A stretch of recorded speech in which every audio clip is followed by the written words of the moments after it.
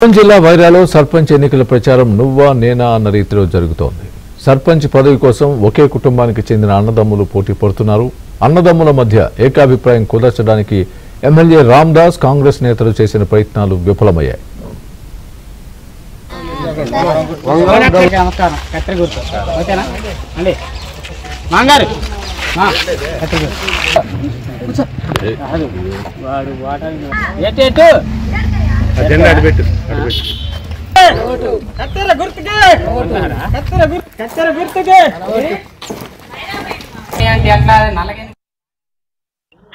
కాంగ్రెస్ తరఫున పోటీ చేస్తున్నాం.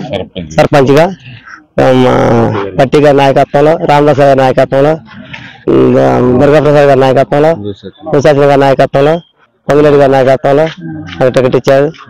నాకు వంగరం గుర్తొచ్చింది.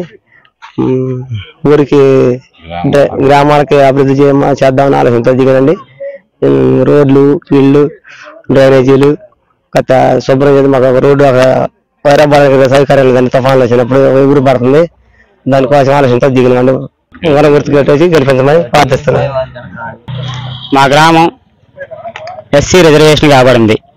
నేను సర్పంచ్గా నామినేషన్ వేశాను.